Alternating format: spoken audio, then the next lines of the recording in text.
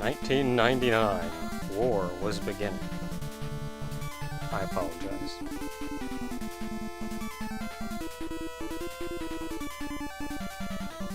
Where did the army come? Where did the Empire come from, though?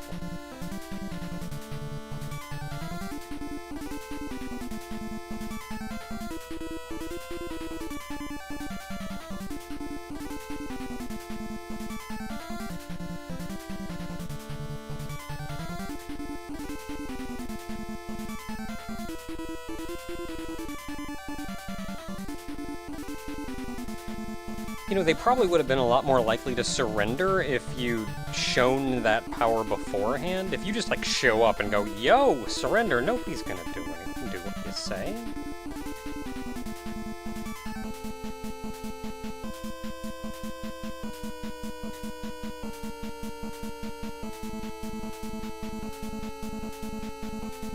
Pretty sure people generally move their shoulders more than that when they run.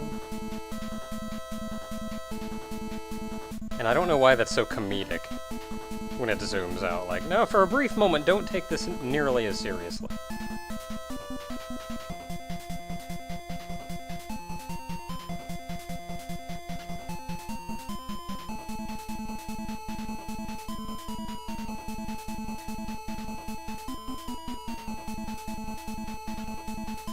Took a minute to register there.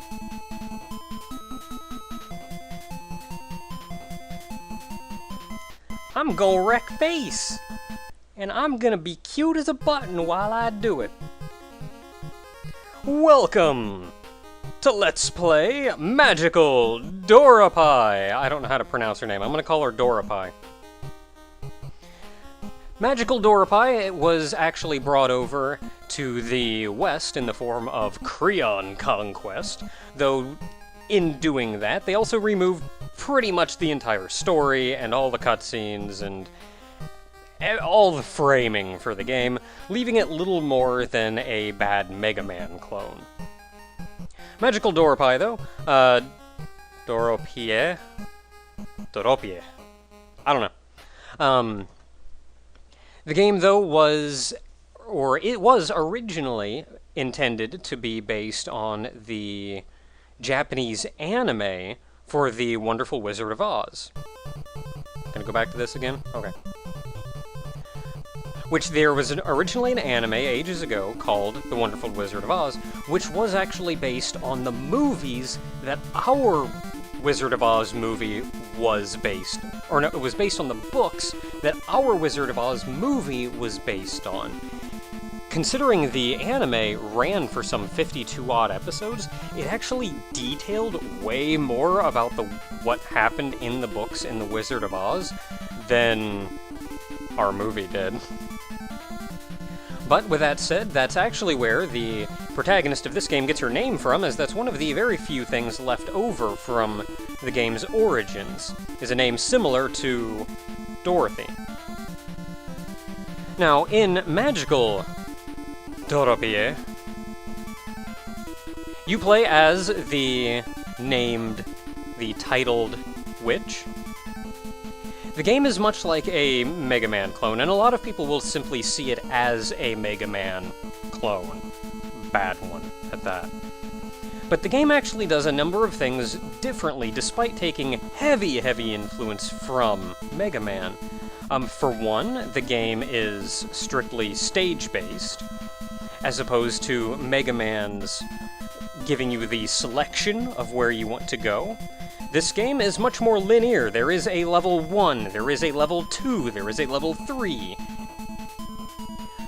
You also have a number of abilities to choose from, much like MegaMan. However, you have access to all of them from the very beginning of the game, instead of learning more of them as the game goes on. It's a much more structured approach in that regard. There's also fewer levels, as there's only 4.5 or so levels, the final one being rather short. Funny note, when they were actually designing the title character for this game, it was kind of a staple in anime at the time to give ladies long eyelashes and make them look more feminine and girly and pretty. And with Doropie, Maybe Doropie. I'm gonna call her Doropie. With Doropie, they actually opted not to give her those eyelashes and such, instead making her look more like a normal person, and she's cute as a button for it. Now, this game does actually have some failings as well, in that A, I believe the controls are garbage, so that's cool, and the actual level design isn't nearly as structured as the Mega Man games. But with that said, let's go ahead and... I just hit start. So I can hit a button to speed it up, or I could hit start and just skip it entirely. Now that I've talked for a little while, though, let's actually boot this up. Oh hey, more story. Speed this crap up. I'm not sure where she was summoned from. I'm not sure where she was just kind of chilling out before now. I think it was some kind of, like, spirit realm or something.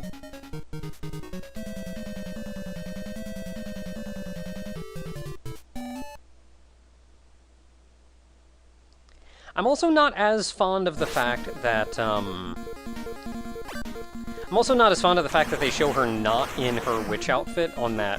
You can also duck in this game, which is something you couldn't do in Mega Man. Look at that ducking. Big ol' witch hat. Let's see, you can charge up. And you have a couple different weapons to choose from. You got normal, you got freeze. Freeze is effectively your normal shot, but if you charge it up, it'll freeze a guy if you hit him with it. You've got ball, which shoots diagonally. You can also do this. It always goes diagonally now. You got shield, which again is your normal shot, but you can charge it up. And put up a shield. And you've got broom, where you can fly around. Have access to all of these at the beginning of the game, and you do not have weapon energy for any of them. So you can use them all to your heart's desire. Your charged shot will wreck pretty much anything it hits with, but especially given the way some of the game controls, it's very difficult to actually hit an enemy with it.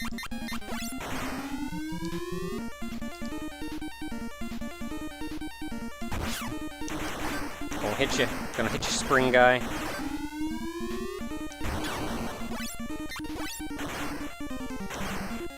Yep, up all y'alls. Going this way. Don't care. Now, when I say the game doesn't control nearly as well as Mega Man, that's for a couple of reasons. For one, you drop like a stone. And there's no real give to when you hold the jump button down. Like, when you jump, you expect, like, when I let off the jump button, I'm going to continue in that arc that I've set up. And you don't. You jump, and when you let off, you drop like a rock. Also, if you are, say... You cannot, like, jump and fire at the same time. And I can jump that high normally, but if I fire, like, right after I jump, it cuts your jump right there. That makes for some interesting dilemmas later on, when it'd be super swell if I could, I don't know, shoot this guy while I'm jumping over to a platform.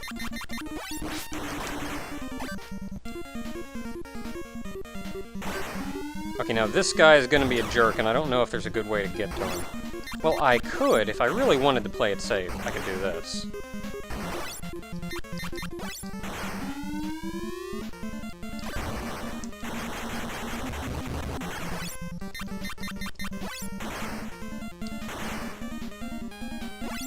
Now, the game has also been criticized for its difficulty, though I believe its difficulty largely comes from the fact that its enemy placement isn't nearly as well designed as Mega Man. And its controls are kind of garbage.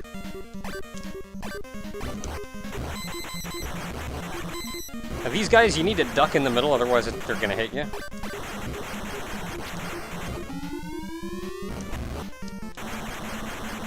I think that's where most of its difficulty comes from. I think the rest of its difficulty comes from...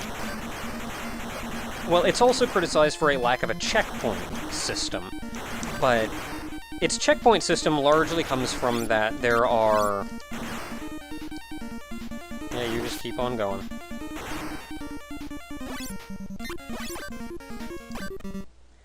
Its checkpoint system comes from something like this, where you have to play through an amount of stage before you finish round 1-1, and are moved then to round 1-2. If I die now, I'll be taken back to round 1-2. However, if I game over, I have to start round 1 all over again. However, if I make it to round... If I make it to round 2 and game over, I should be able to continue from round 2. So there's that.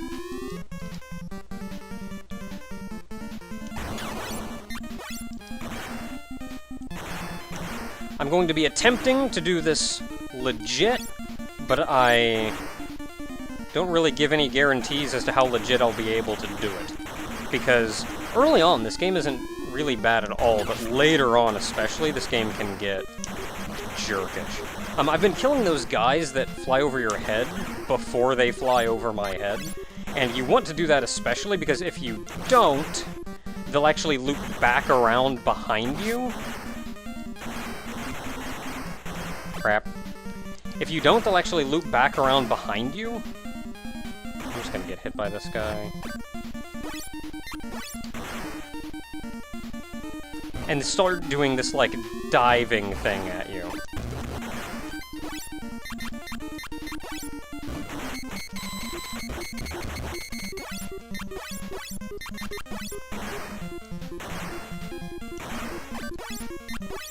Broom also goes away the instant it collides with anything. And that's cool. These guys are going to be a bane for a couple of reasons. They take enough hits that it's really hard to kill them before they get to you. God dang it. Ah, crap, we're gonna have to deal with him.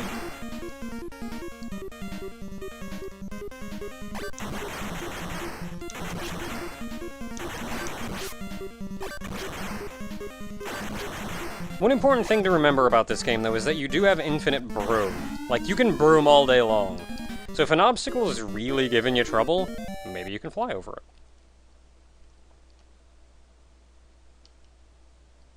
it.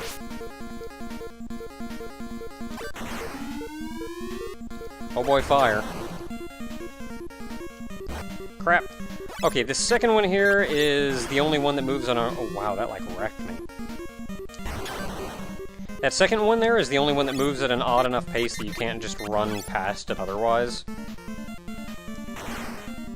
Really?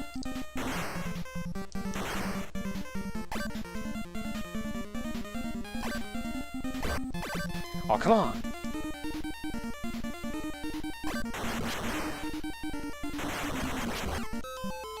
Dang. Yeah, let's try this one again. Still getting wrecked by everything, so that's cool. Man. No, give me that! Enemies do drop life, but not super often. Getting some life out of one of these guys would be cool, though. Like, you can see this is the drop rate on life.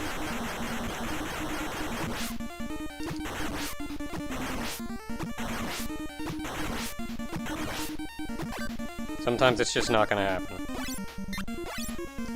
These guys are gonna be rough. Okay, that wasn't so bad. Whoops.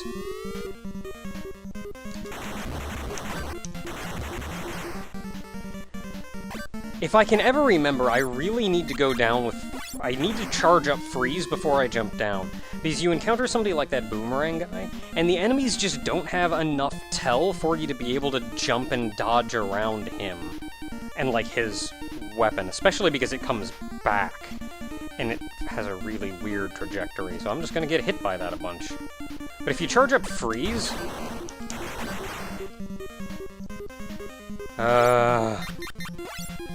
This is rough. This is really rough. Because I need to get over that fire, I mean, I suppose I could freeze it, but I need to get over that fire, and more dudes are going to be spawning almost immediately. And I'm going to touch my head on the ceiling. Yeah, let's try this one again. This time with less bonking my head on the ceiling. Right over the fire, no worries, no concerns. Oh, that would have been nice to have! Man, I wish I could go back up. Actually, I may be able to. It's gonna be, like, super precise, but I may be able to.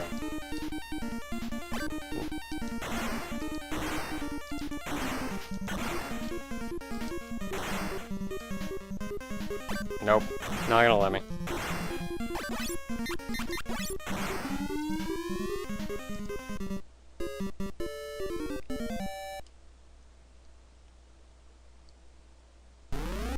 And every 3 rounds is a boss.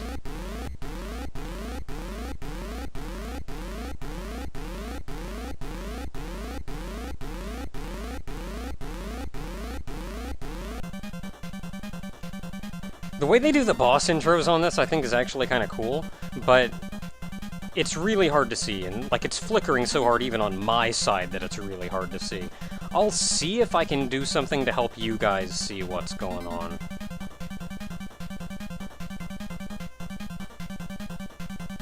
I don't know who my friends are. I got, like, one guy I know. Okay, so he's got...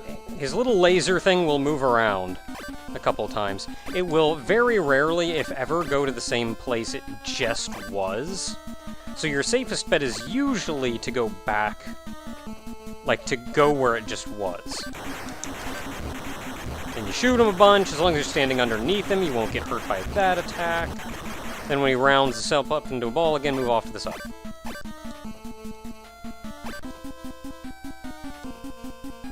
Right. That's why you stand off to the side. That crap would have hit me. Overall, it's actually a pretty easy boss, but you can kind of get fudged over luck-wise, just with these lasers coming out in the wrong place. Like, I have seen them do the same thing twice, but it's very, very rare.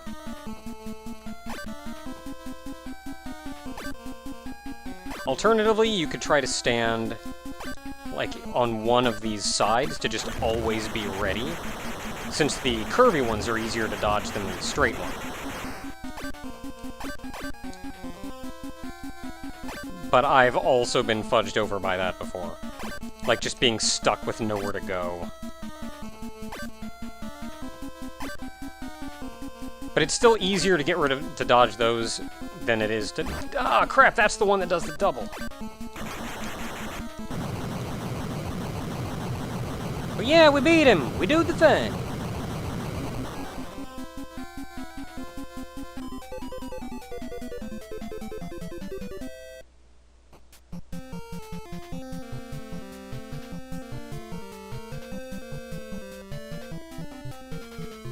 Yep, you shoot tiny little orbs at things and eventually they blow up.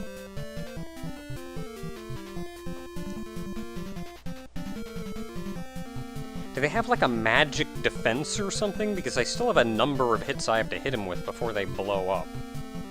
It's not like, oh, I can shoot magic and it just tears through them anyway because it's magic. But like regular weapons don't do anything.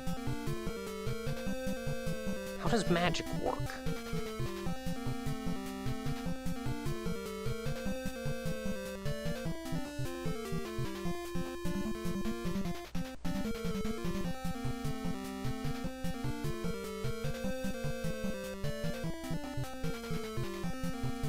Oh well, thanks for not being your first choice.